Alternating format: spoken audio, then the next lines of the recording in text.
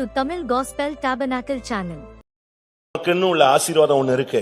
உனக்குன்னு ஒரு வீடு இருக்கு, உனக்குன்னு ஒரு நிலம் இருக்கு, உனக்குன்னு ஒரு சொத்து இருக்கு, உனக்குன்னு கர்த்தர் சில காரியங்களை வச்சிருக்கிறார். அதை யாரும் எடுக்க முடியாது. யாராவது ஏமாத்திட்டானா, வஞ்சிச்சிட்டானா, எடுத்துக்கிட்டானா, அளவுக்கு அதிகமா எடுத்துட்டானா, கர்த்தருடைய பாதத்துல வச்சிரு. அவர் கரெக்டா வழக்காடுகிற தெய்வம். அதை உன்னை பிடுங்கி தருவாரு. அவரால மாற்ற முடியாதது ஒண்ணுமே கிடையாது. உன்னுடையது உன்னுக்கு வந்து சேர். சுனேமியாள் ஓடிய போயிட்டா. பஞ்சம் வந்த உடனே ஊரை விட்டே ஓடியாச்சு. அவ சொத்து, நிலம், வீடு எல்லாத்தையும் ஊருக்காரங்க அவன் எடுத்துக்கிட்டான். இவ திரும்பி வர்றா. என்ன பண்றது? வந்து பார்த்தா வீட்டுல இன்னொரு ஆள் இருக்கிறான். நிலத்தை பார்த்தா இன்னொருத்த வச்சிருக்கான்.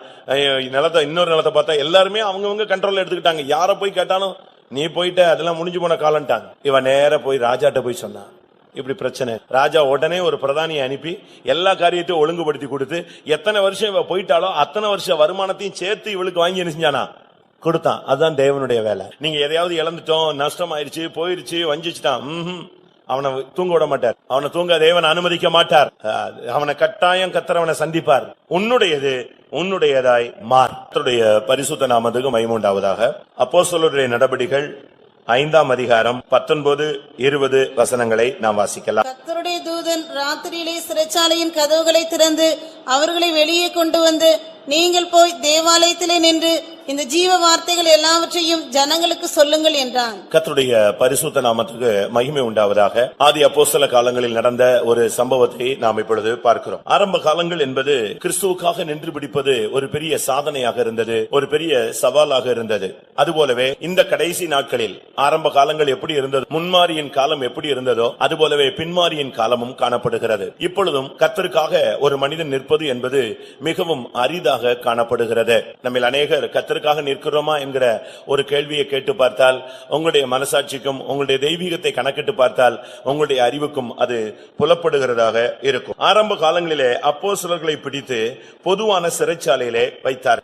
அவர்களுக்கு பொறாமை இருந்தது. காரணம் என்னவென்றால், அவர்கள் மார்க்கத்திலே அற்புதங்கள் கிடையாது. வேதபாரகர், பரிசேயர், பிரதான ஆசாரியர்கள், சதுசேயர்கள், இப்படி அநேகர் வேதத்தை அறிந்தவர்களும் உபதேசத்திலே விகற்பமான சிந்தை உள்ளவர்களும், பரிசேயரை போன்ற பிரிந்து சென்ற ஒரு கூட்டத்தாரும், இன்னும் ஜனங்களை வழிநடத்தக்கூடிய ஆசாரியர்கள், பிரதான ஆசாரியர்களும் கூட இவர்களுக்குள்ளே அற்புதங்கள் கிடையாது, அதிசயங்கள் கிடையாது, ஜனங்களை குணமாக்கும் சக்தி கிடையாது. காரணம் என்னவென்றால், அவர்களுக்கு வேதம் இருந்தது, ஆனால் வேதத்தின் வல்லமை அவர்களுக்குள்ளே கிடையாது. பழைய ஏற்பாட்டு ஒரு பிரமாணத்தை வைத்திருந்தார்கள், ஆனால் அற்புதம் செய்யும் சக்தியாகிய கிறிஸ்துவாகிய ஜீவனை அவர்கள் விட்டுவிட்டிருந்தார்கள். ஆனால் ஆரம்ப காலங்களில் என்பது அப்போஸ்தல காலங்கள் அதிசயங்கள் நிறைந்த ஒரு காலம். பேதுரு நடந்து வந்தால் அவர் தொட முடியாவிட்டால் அவருடைய நிழலாவது படுமா என்கிற ஒரு எதிர்பார்ப்பு 5ஆம் அதிகாரம் 15 வசனங்களிலே நாம் அதை பார்க்க முடியும். அவருடைய நிழல் படட்டும், அந்த அளவு ஜனங்கள் அந்த வல்லமையை எதிர்பார்த்தார்கள்.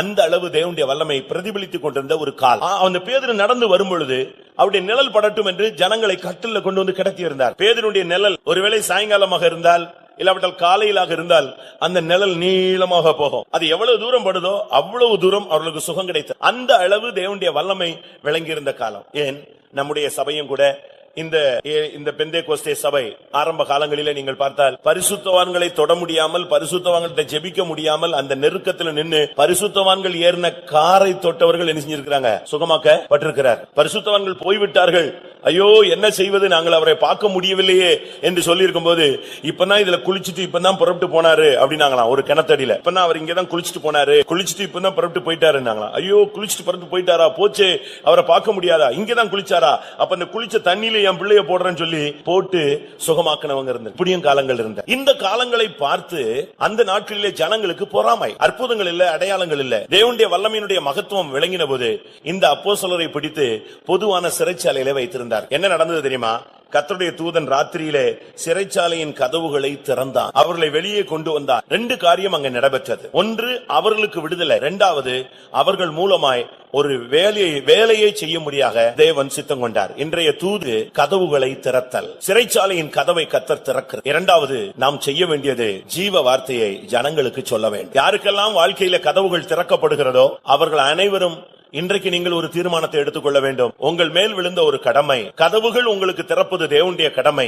ஆனால் நீங்கள் செய்ய வேண்டிய கடமை ஜீவ வார்த்தையை ஜனங்களுக்கு சொல்ல வேண்டும். இதுதான் தேவன் உனக்காக செய்கிறதும் தேவனுக்காக நீ செய்கிற ஒரு காரியமாய் இருக்கிற. இன்றைக்கு நம்மில் எத்தனை பேருக்கு கர்த்தர் கதவுகளை திறக்கிறார். இன்றைக்கு அடைக்கப்பட்ட சூழ்நிலைகளை தான் ஜனங்கள் பார்க்கிறார். எங்கு போனாலும் முட்டி மோதி தடைகளும் எதிர்ப்புகளும் எல்லா கதவுகளும் பூட்டப்பட்ட ஒரு நிலவரத்தை தான் ஜனங்கள் உணர்கிறார். சிறைச்சாலை என்று சொல்லும் பொழுது நீங்கள் அப்போஸ்தலர் நடபடிகளை நீங்கள் பார்க்கும் பொழுது 12ஆம் அதிகாரத்திலே ஒரு சிறைச்சாலை பாதையிலே பேதுரு போகிறார். அடுத்து 16ஆம் அதிகாரத்தில் பார்க்கும் பொழுது அப்போஸ்தலனாகிய பவுல் ஒரு சிறைச்சாலை பாதையிலே போகிறார். இவன் பழைய ஏற்பாட்டில் நீங்க பார்த்தீங்கன்னு சொன்னா அங்கேயும் கூட தேவனுடைய பக்தர்கள் பலவிதமான சிறைச்சாலையின் பாதையிலே போயிருக்கிறார்கள். இப்படி சிறைச்சாலை என்பது பழைய ஏற்பாட்டிலும் புதிய ஏற்பாட்டிலும் அநேகருக்கு நடந்த சம்பவங்கள். இன்றைக்கு சிறைச்சாலை என்று சொன்னால் தேவனுடைய ஜனங்கள் அதிலே போகிறதுக்கு வெட்கப்படுகிறார்கள். இன்னைக்கு ஜெயிலுக்கு போயிட்டு வந்தாரு அப்படின்னா ஒரு மாதிரி பாப்பாங்க, அப்படி திரும்பி திரும்பி பாப்பாங்க. ஜெயிலுக்கு போயிட்டு வந்தாலாமே அப்படின்னா ஒரு பெரிய குற்றம் செய்தவன் என்று அர்த்தம். ஆனால் அன்றைக்கு தேவனுடைய ஜனங்கள் சிறைச்சாலையிலே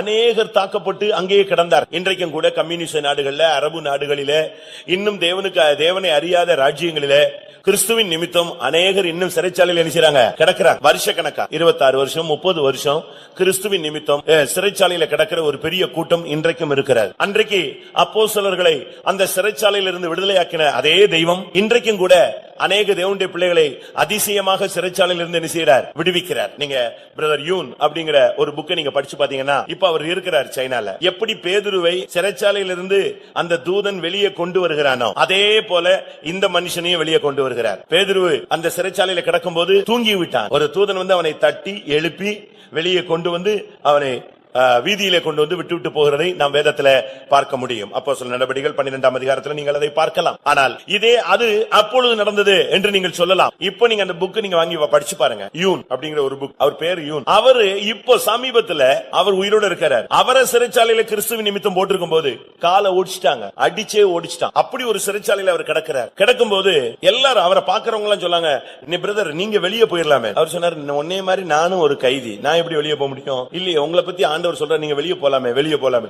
எல்லாரும் இந்த கேள்வி கேட்ட உடனே அவருக்கு ஒரு டவுட், என்ன எல்லாரும் நம்மள பார்த்தா என்ன சொல்றான், நீ வெளியே போயிடலாமே வெளியே போயிடலாமே. ஒரு நாள் அந்த சின்ன ரூம்ல அவர் படுத்திருக்கும் போது, நீங்க படிச்சிருப்பீங்கன்னு நினைக்கிறேன், அவர் படுத்திருக்கிறார். திடீர்னு ஆண்டவர் சொல்றாரு, நீ புறப்பட்டு வெளியே போன்னு. இவர் சொன்னாராம், காலை அடிச்சு ஒடிச்சு வச்சுட்டான், நான் எங்க எழுப்பி நடக்கிறேன், என்னால முடியாது, அடுத்து கதவு பூட்டி இருக்கு, இதுக்கு போக 72 செக்கிங் இருக்கு, இவ்வளத்தையும் தாண்டி நான் எப்படி போக முடியும், நீ காலை நீட்டுன்னு சொன்னார். நீட்டினா என்ன ஆயிடுச்சு? கால சுகமாயிடுச்சு. பட்டுன்னு எழும்பிட்டார். கால் சுகமாயிடுச்சு. அடிச்சு ஒடிச்சு எலும்பெல்லாம் நொறுக்கி வச்சிருந்தானே, கால் சுகமாயிடுச்சு. வந்தா கதவு திறந்து ஸ்தோத்திரம் பண்ணிட்டே வெளியே வர்றாரு. வெளியே வந்தா அந்த சிறைச்சாலையில உள்ளவன் எல்லாரும் வேடிக்கை தான் பாக்குறான். எதிர வர்றான் போறான், எல்லாம் நடக்குது. இவர் போய்கிட்டே இருக்கிறாரு. மெயின் கேட் வந்து வெளியே போயிட்டார். இவர் போய் ஒரு வீட்டுல போய் தங்கிடுறாரு. ஒரு பக்கத்துல ஜெயில இருக்கிற பக்கத்துல ஒரு விசுவாசியுடைய வீட்டை தேடி கண்டுபிடிச்சு அந்த வீட்டுல போய் கதவை தட்டி அவங்கள கூப்பிடுறாரு. அந்த வீட்டுல தாய் இல்ல, 2 வாலிப பிள்ளைங்க இருக்கிறாங்க. கதவை திறக்கிறாங்க. நீங்க வந்துட்டீங்களா?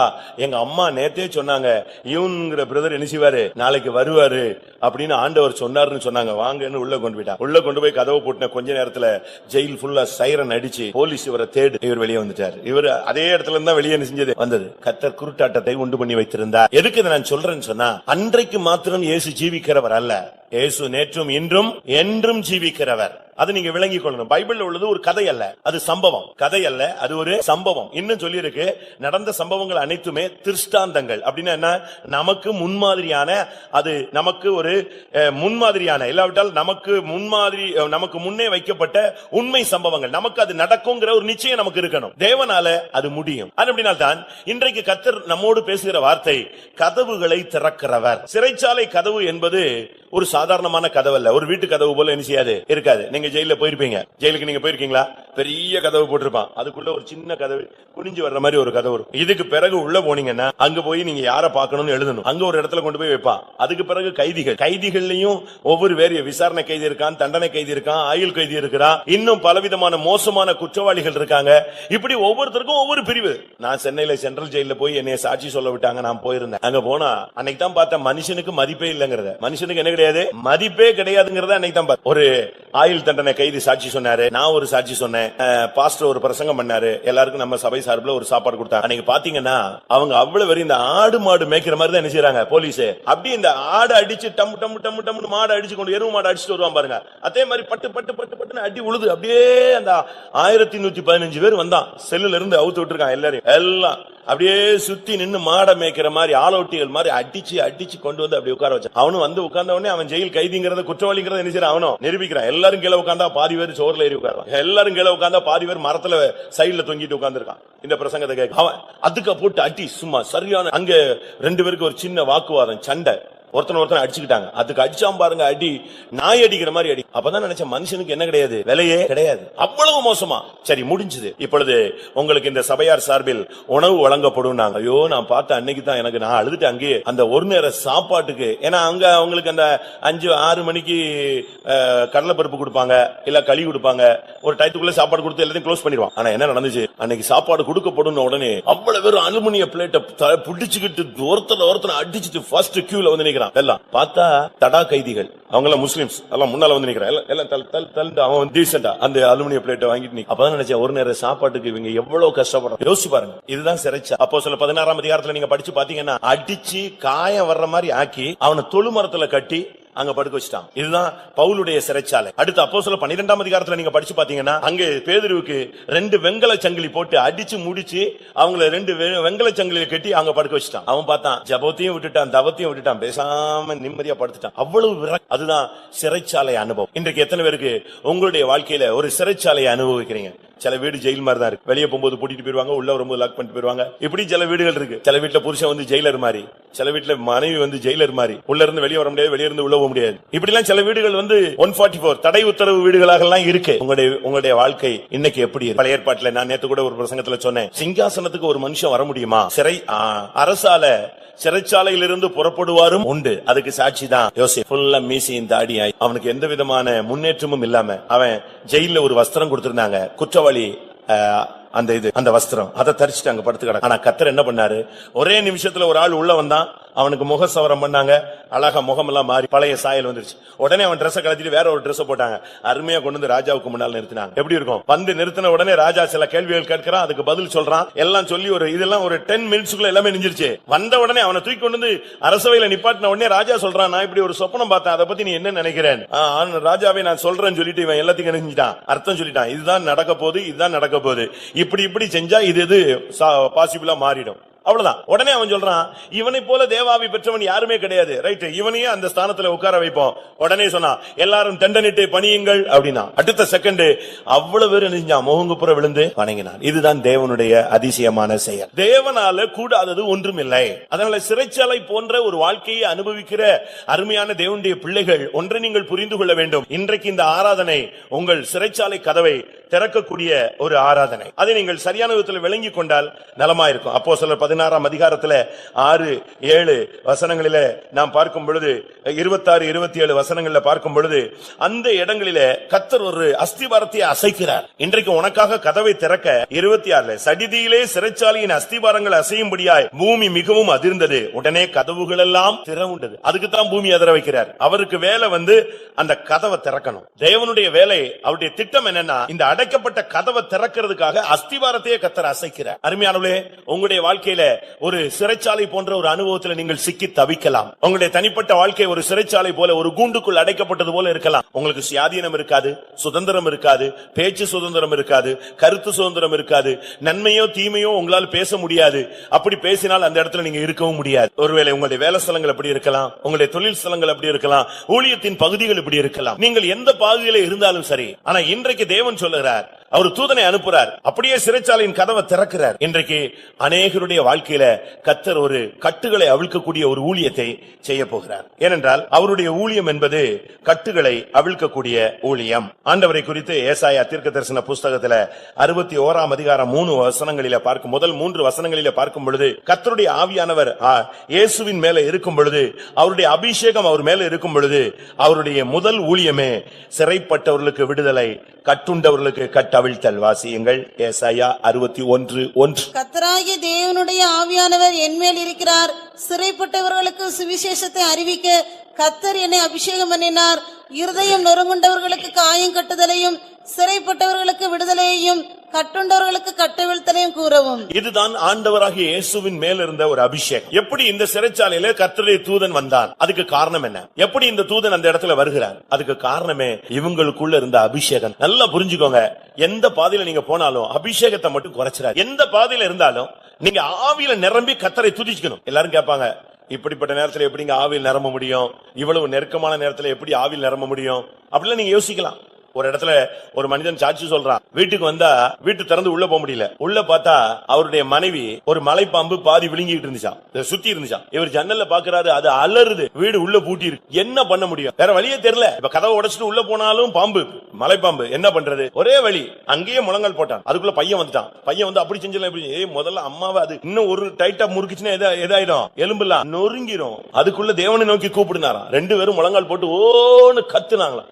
ஆண்டவர் கதர்ன கதறு இல்ல, அந்த பாம்பு அப்படியே, மலைப்பாம்பு சாதாரணமா என்ன செய்யாது, ரவுண்ட விடாது. தேவனால முடியும். நம்முடைய வாழ்க்கையில நாம் இந்த நாட்கள்ல இந்த விசுவாச ஜீவியத்தை எக்ஸசைஸ் பண்ணணும், இதை அனுபவிக்கணும், பயிற்சி வைக்கணும். நீங்க சும்மா உட்கார்ந்துட்டு பைபிளை படிச்சுட்டு சோத்திரம் சோத்திரம் சோத்திரம் போனாலும் காரியம் என்ன செய்யாது, ஆகாது. 8 சுரைக்கா என்ன செய்யாது, கூட்டுக்கு உதவாது. கிரியை இல்லாத விசுவாசம் செத்தது. அதை வச்சுட்டு நீங்க ஒண்ணுமே பண்ண முடியாது. அதனால நம்முடைய வாழ்க்கையில தேவன் எதிர்பார்க்கிற முதல் காரியம், சரியான ஒரு அபிஷேகத்தில் இருக்கும் பொழுது உன்னை பிடித்திருக்கிற அந்த சிறைச்சாலை கதவை கர்த்தர் திற. ஆண்டவருடைய ஊழியமே அதுதான். கர்த்தருடைய ஆவியானவர் என் மேல் இருக்கிறார், நான் சிறைப்பட்டவர்களுக்கு நான் விடுதலையை கூறுவேன், கட்டவிழ்த்தலை கூறுவேன் தான் சொல்றார். அப்ப தேவனுடைய ஊழியங்கிறது, அபிஷேகம் என்பது ஒரு மனிதனுடைய சிறைச்சாலை தன்மையை மாற்றுவது. இந்த காலை வழியில நம்ம எத்தனை பேர் சிறைச்சாலை அனுபவத்தில் இருக்கிறோம்? ஒரு நெருக்கப்பட்ட ஒரு சூழ்நிலையில இருக்கிறோம், காயப்பட்ட ஒரு சூழ்நிலையில இருக்கிறோம். எவ்வளவு நிர்பந்தமான ஒரு நிலவரம். பவுல் கூட கால் எல்லாம் பயங்கர காயம், தொழுமரத்துல அடிச்சு மாட்டிட்டாங்க. ஆனா பாருங்க, அவங்க பாடி துதித்த பொழுது, அவர்கள் தேவனை ஜெபம் பண்ணி மகிமைப்படுத்தின பொழுது கர்த்தர் அஸ்திபாரங்களை அசைத்து அந்த கட்டுகள் எல்லாம் கலந்து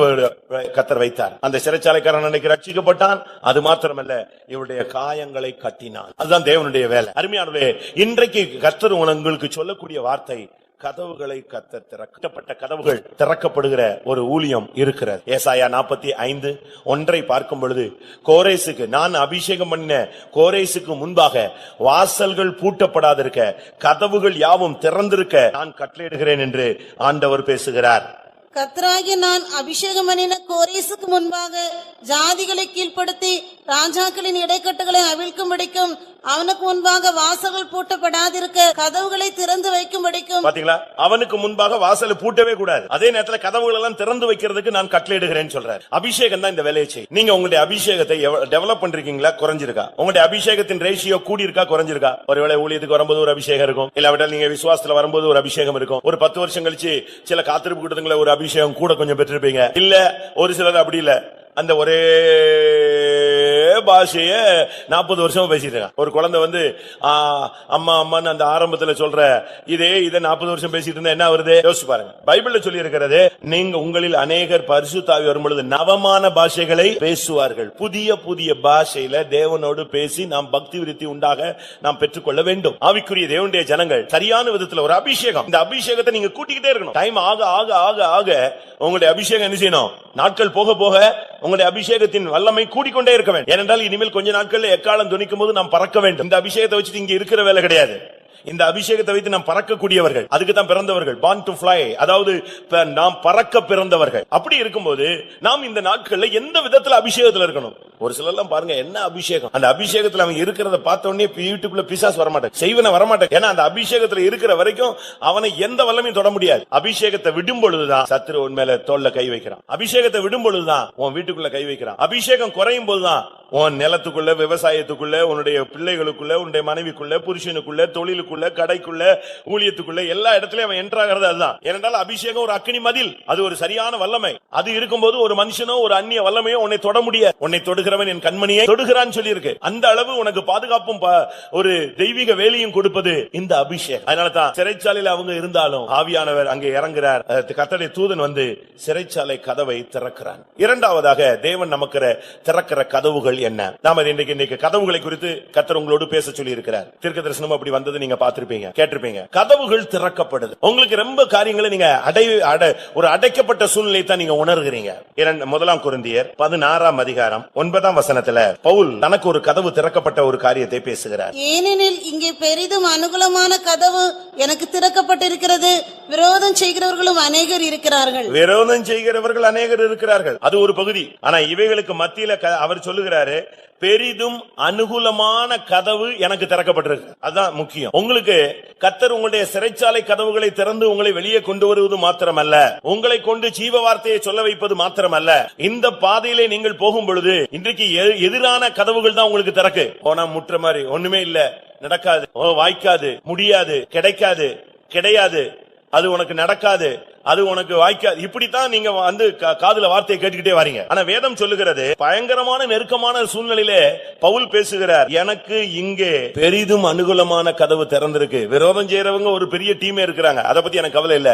இதுக்கு மத்தியில கர்த்தர் எனக்கு ஒரு பெரிதும் அனுகூலமான கதவை திறக்கிறார். அனுகூலமான ஒரு கதவு. உங்களுக்கு ஒருவேளை இதுவரை பிரதிகூலமாக எல்லாமே இருந்திருக்கும். யார்கிட்ட போனாலும் உங்களுக்கு ஆப்போசிட்டா பேசுவாங்க. யார்ட்டையாவது போய் இப்படி செய்யலாமா அப்படி செய்யலாமான்னா அவன் இருக்கிற நம்பிக்கையும் உடைச்சு விட்டுருவான். யார்ட்டையாவது போய் லேசா ஆலோசனை கேட்கலான்னு போனா அவன் சுத்தமா உனக்கு வந்து பேட்டரியே புடிங்கி விட்டு போயிடுவான், ஃபீஸ் எடுத்துட்டு வருவான். உனக்கு இருக்கிற நம்பிக்கை போயிடும், இருக்கிற விசுவாசம் போயிடும், இருக்கிறதான கொஞ்சம் ஜெபமும் உனக்கு ஒண்ணு இல்லாம போயிடும். இது பிசாசினுடைய தந்திரம். இன்னைக்கு அநேக ஊழியர்கள்ட்ட போனாலே என்கரேஜான வார்த்தைகள் கிடைக்கிறது இல்ல. அநேக பழைய விசுவாசிகள்ட்ட போனா நம்பிக்கைக்கு எதுவான வார்த்தைகள் இல்ல, இல்லாவிட்டால் சரியான வசனங்கள் கிடைக்கல. கீழே விழுந்தவனை தூக்கி விடுறது இன்னைக்கு ரொம்ப கம்மி. உச்சுயிராய் கிடக்கிற அந்த மனுஷனை ஆசாரியன் பார்த்தான், அப்படியே விலகி போய்விட்டான். அடுத்து லேவியன் வந்தான், அவன் செஞ்சான், அவன் இன்னும் கொஞ்சம் விலகி போயிட்டான். இப்படித்தான் இன்னைக்கு நடக்குது. இன்னைக்கு அநேக தேவனுடைய பிள்ளைகளுக்கு பிரதிகூலமான காரியங்கள் தான் நடந்துகிட்டே இருக்கு. அவங்க எதை எதிர்பார்க்கிறாங்களோ அதுக்கு ஆப்போசிட். கர்த்தர் இன்னைக்கு சொல்லுகிறார், உனக்கு பெரிதும் அனுகூலமான கதவை கர்த்தர் திறக்கிறார். இதுவரைக்கும் ஒருவேளை அடைக்கப்பட்ட ஒரு சூழ்நிலையை விசுவாசத்தின் பரீட்சையாக உங்களுக்கு தேவன் அனுமதித்திருக்கலாம். ஒரு அற்புதம் நடக்குது, இரண்டாவது அற்புதம் நடக்குது, மூணாவது அற்புதம் நடக்குது. மோசே மூலமாக அற்புதங்கள் நடந்துகிட்டே இருக்கு. 8 அற்புதம் நடந்துருச்சு, 9 அற்புதம் நடந்துருச்சு. பார்வோனுடைய தேசமே ஆட ஆரம்பிச்சிருச்சு. ஆனா அனுகூலமான கதவு என்ன செய்யல, திறக்க. இன்னைக்கு திறக்கிற மாதிரி இருக்கும், நாளைக்கு திறக்கிற மாதிரி இருக்கும். சரி நான் உங்களை அனுப்பிடுறேம்மா. திருப்பி சொல்லுவான், நீங்க போங்க, உங்க மனைவி பிள்ளைகள் இங்க இருக்கட்டுமா.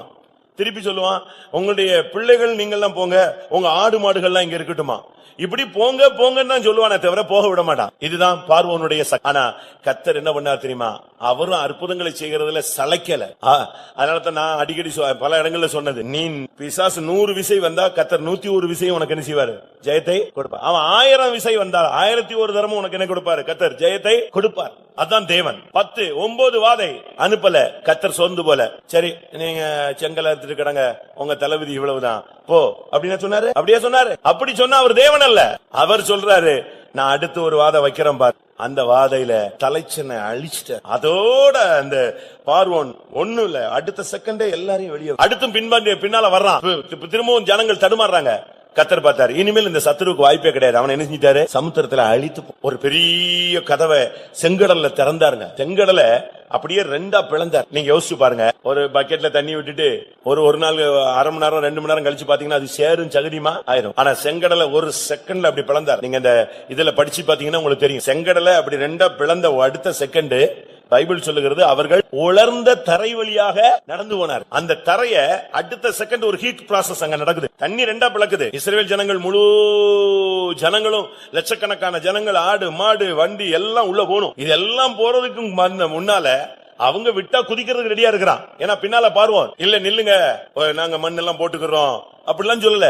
அடுத்த செகண்ட் கர்த்தர் ஒரு பெரிய அக்கினி அனுப்பினாரு, அப்படியே உலர்ந்த தரை வழியா கர்த்தர். அதனாலதான் கர்த்தர் உனக்கு வழியை வைத்திருக்கிறார். சோதிக்கப்படுகிறவர்களுக்கு சோதனையிலிருந்து தப்பிக்கொள்ள ஒரு வழி அவரிடத்துல உண்டு. அவருக்கு வானத்துக்கு ஏறி போக ஒரு வழி இருந்தது. எலியாவுக்கு வானத்துக்கு ஏறி போக ஒரு சுழல் காற்று இருந்தது. அதுபோல கண்மலையிலே பாம்புக்கு வழிகள் உண்டு, நடுக்கடலிலே கப்பலுக்கு வழிகள் உண்டு. இப்படி பல விதங்களிலே ஆகாயத்துல கழுகுக்கு வழி உண்டு. அதுபோல நீ ஒரு தேவனுடைய பிள்ளை, நீ போகிற பாதையில உனக்கு ஒரு கதவை கர்த்தர் திறப்பார். அது சாதாரண ஒரு சின்ன அனுகூலமான கதவு அல்ல, அதுக்கு அழகான எக்ஸ்பிளனேஷன் கொடுத்திருக்கு. என்னது, பெரிதும் அனுகூலமான கதவு. 2 கொரிந்தியர் 2ஆம் அதிகாரம் 12ஆம் வசனம். மேலும் நான் கிறிஸ்துவின் சுவிசேஷத்தை பிரசங்கிக்கும்படி துரோவா பட்டணத்தில் வந்தபோது கர்த்தராலே எனக்கு கதவு திறக்கப்பட்டிருக்கையில். கர்த்தராலே, அவர்தான் கதவை திறக்கிறது. கதவை திறக்கிறது மூடுறதெல்லாம் கர்த்தர் ரொம்ப கரெக்டா செய்வார். நோவா உள்ளே வந்த உடனே என்ன செஞ்சாரு, பேழையின் கதவை பூட்டினது யாரு, கர்த்தர் தான் பூட்டினார். அழகா பூட்டுவார். உனக்கு விரோதமான சத்துருக்கள் வரும்பொழுது அழகா கதவு பூட்டுவார். உனக்கு வழி திறக்கணும்னா கதவை என்ன செய்வார், அழகா திறப்பார். நமக்கு முன்னால கதவு திறக்கணும். அப்படின்னா நம்முடைய வாழ்க்கை எப்படி இருக்கணும் நீங்க யோசிச்சு பாருங்க. வெளிப்படுத்தல நீங்க பார்க்கும் பொழுது வேதம் சொல்லுகிறது 3ஆம் அதிகாரம் 8ஆம் வசனம், உன் கிரியைகளை அறிந்திருக்கிறேன், உனக்கு கொஞ்சம் பலன் இருந்தும் நீ என் நாமத்தை மறுதலியாமல் என் வசனத்தை கை கொண்டபடியினாலே இதோ திறந்த வாசலை உனக்கு முன்பாக வைத்திருக்கிறேன், அதை ஒருவனும் பூட்ட மாட்டான். நீ கொஞ்சம் பலன் இருந்தாலும் அந்த பலன்ல கர்த்தருடைய நாமத்தை மறுதலியாம நீ வசனத்தை கை கொள்ள வேண்டும். கர்த்தர் உங்களுக்கு கொஞ்சம் கிருபை தருவார், ஒரு அபிஷேகம் தருவார், கொஞ்சம் விசுவாசம் தருவார், கொஞ்சம் ஐஸ்வர்யத்தை தருவார், கொஞ்சம் வசதி வாய்ப்பை தருவார். அந்த நேரங்களில் நீங்க மறுதலியாமல் நின்று கர்த்தருடைய வசனத்தை நீங்கள் கை கொண்டால் உங்களுடைய வாழ்க்கையில கர்த்தர் ஒரு கதவை தானாவே திறப்பாரு. எல்லாமே அடைச்சாலும் சரி, கர்த்தருக்கு ஒரு வழி உண்டு. ஒரு சீஷர்கள் எல்லாம் கதவையே திறக்க மாட்டாங்க பிரச்சனையான நேரத்துல. சீஷர்கள் இயேசு சிலுவையில அறையப்பட்டு மரிச்ச உடனே சீஷர்கள் கதவை பூட்டினா ஒருத்தனும் கதவை என்ன செய்ய மாட்டான். யாராவது வந்து தட்டிட்டான் கதவு பக்கமே போக மாட்டான். அந்த அளவு பயமும் திகிலும் இருந்த காலம். பேதுரு வந்து கதவை தட்டுறாரு. பேதுரு கதவை தட்டினா யாராவது திறந்தானா? ரோதை போனா அந்த கதவு சாவி துவாரத்துல எட்டி பார்த்துட்டு சொல்லிட்டு உள்ள வந்து சொன்னா பேதுரு வாசல்ல நிக்கிறார். திறக்க வேண்டியானே, கதவை திறக்க வேண்டியானே? பேதுரு வழியே நிக்கிறார். அவ்வளவுதான் அவளால சொல்ல முடியும். ஏன்னா கதவை திறக்கிறதுக்கு பயம். சரி, உள்ள போன உடனே அங்க ஜெப வீரர்கள் முழங்கால நிக்கிறாங்க. என்னதே பேதுருவா? பேதுரு எப்படி வருவாரு? அவரு சிறைச்சாலையில இருக்காரு, அவரு வர முடியாது. உடனே சொல்றா, இல்லங்க நான் நல்லா பார்த்தேன், பேதுரு தான் நிக்கிறாரு. ஓஹோ அப்படியா? அப்போ ஒருவேளை அவங்க தூதன் வந்திருக்கலாம். ஏன் தூதனுக்கு வந்து கதவை தான் தட்டிட்டு இருப்பாங்க. தூதன் தான் காத்து தானே, உள்ள வந்துட மாட்டான். ஆனா இந்த ஜெப வீரர்கள் எல்லாம் பயங்கரமா ஜெபிச்சவங்க. கர்த்தாவே இப்பொழுதே சிறைச்சாலையை திறந்து கொண்டு வரும் ஆண்டவரே. யார் தான் ஜெபிச்சது? இவங்க தான் ஜெபிச்சாங்க. ஜெபத்தை கேட்டு கர்த்தர் அற்புதம் செஞ்சா அதை விசுவாசிக்க முடியல. இன்னைக்கு நம்முடைய ஜனங்களுடைய நிலவரம் அவ்வளவு கீழே போயிடுச்சு. பயங்கரமா ஜெபம் பண்ணுவாங்க, முடிஞ்ச பிறகு எப்படி இருக்கு? அப்படித்தான் இருக்கு. அவ்வளவுதான். அது வரைக்கும் நம்ம ஜெபிச்சதெல்லாம் மொத்தமா போயிடும். நமக்கு ஒரு விசுவாசம். ஒரு சகோதரன் காணாம போயிட்டான். புதுசா கல்யாணம் கட்டி ஆந்திரால விட்டு அவனை காணாம போயிட்டான். அந்த தாய்க்கு அவன் மூத்த பையன் ரொம்ப நொந்து போயிட்டாங்க. ஐயோ, மூத்த பையனை கல்யாணம் கட்டி அவன் விருப்பப்பட்ட வாழ்க்கையை அந்த பொண்ணை தான் வேணான்னு கட்டி வச்சமே, இப்படி போயிட்டானே. எங்க போயிட்டானே தெரியல. பொண்ணு வீட்டுக்காரங்க அதை பத்தி ரொம்ப சீரியஸாவே எடுத்துக்கல. அவன் போயிட்டாங்க, அவ்வளவுதான், எங்க பொண்ணோட வாழ்க்கை நஷ்டமாயிடுச்சு போங்கன்னு. எங்க இருக்கான் தெரியாது. அதுக்குள்ள நம்மால ஒரு ஆள் தரிசனம். உங்க பையன் அப்படியே தண்ணியில மிதந்து போறான் செத்து. எப்படி?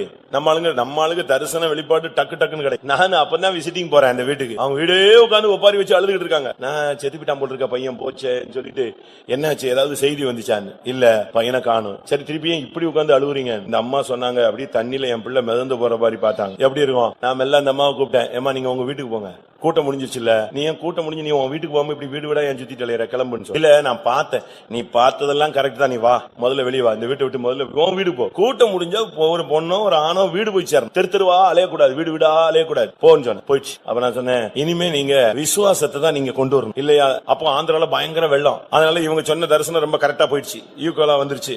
நான் சொன்னேன், கர்த்தர் கண்களுக்கு அவன் மறைவானது இல்ல. உயிரோட இருந்தா நிச்சயமா கர்த்தர் கொண்டு வருவார். நீங்க முதலாவது விசுவாசிங்க. இது வரைக்கும் பையனை கொண்டு வரணும் ஜெபிச்சீங்க. இனிமே யாராவது கேட்டா நீங்க சொல்லணும், பையனை கொண்டு வருவா, கொண்டு வரணும்னு நான் ஜெபிக்கிறேன்னு சொல்லக்கூடாது. என்ன சொல்லுவேன்?